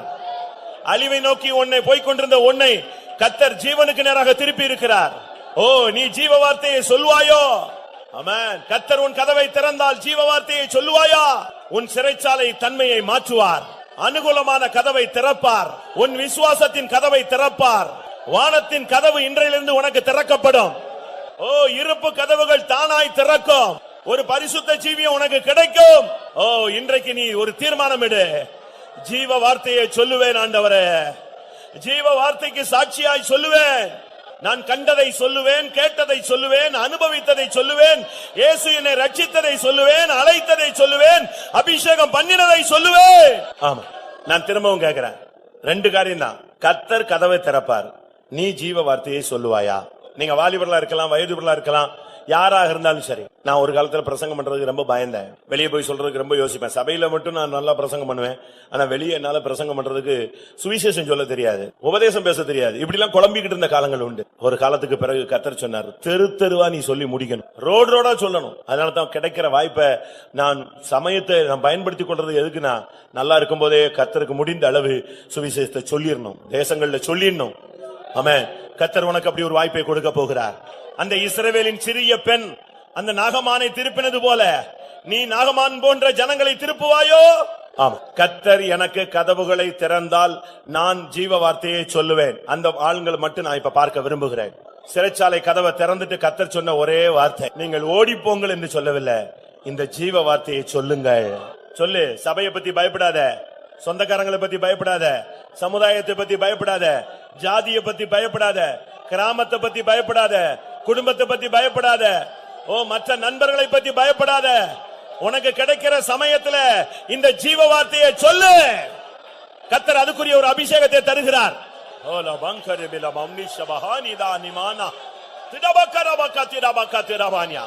ஆமென். கதவுகளை திறக்கிறவர் வந்திருக்கிறார். தாவீதின் திறவுகோல்களை உடையவர் வந்திருக்கிறார். ஆமென். பரலோகத்தின் திறவுகோல்களை உனக்கு தரப்போகிறார். ஆமா, இயேசு பாதாளத்தின் திறவுகோல்களையும் கையில வைத்திருந்தார். அந்த நோவா காலத்திலே ஜனங்கள் அழிவை சந்தித்தார்களே, அவர்களை மீட்க முடியாத பாதாளத்தின் திறவுகோலை கையில வைத்திருந்தார். இப்ப நீங்க யோசிச்சு பாருங்க, உங்க குடும்பத்துல ஒரு சிலர் பாவத்துல பாதாளத்துல கட்டப்பட்டிருக்கலாம், பின்மாற்றத்துல தோல்வியில கிடக்கலாம். இன்றைக்கு கர்த்தர் உன் கையில ஒரு திறவுகோலை கொடுக்கிறார், ஒரு அபிஷேகத்தை கொடுக்கிறார். உன் வீட்டுல இருக்கிற பின்மாற்ற ஆவி ஓட போகுது. ரட்சிக்கப்படாதவர்களை கர்த்தர் ரட்சிக்க போகிறார். ஆமென். நீ ஜீவ வார்த்தையை சொல்லு, தேவனுடைய வாயாய் மாறுவாயாக. ஆமென். பேதுரு எழும்பி வரும்போது அவனுக்கு சுயநினைவே இல்ல. முதல் கதவு திறக்கு, இரண்டாம் கதவு திறக்கு, இரும்பு கதவு திறக்கு, ராஜ வீதிக்கு வந்துட்டான். அவனுக்கு ஒண்ணுமே புரியல. ஏதோ சொப்பனமோ ஏதோ தரிசனம்னு. ஆனா வெளியே வந்த பிறதான் அவனுக்கு ஒரு குறிக்கப்பட்ட இடத்துல தூதன் அவனை விட்டு விலகின பிறதான், ஐயோ கர்த்தர் நம்மை விடுதலையாக்கிட்டார். அதுபோல இப்பொழுது உனக்கு ஒன்னும் புரியாது, ஆனா அதர்சனமான தேவன் உனக்காக கதவுகளை திறந்து கொண்டிருக்கிறார். அல்லேலூயா. நீ போகிற வழியில அதை உணர்வாய். உன் வாழ்க்கையில தேவன் நடத்துகிற பாதையில அதை அனுபவிப்பாய்.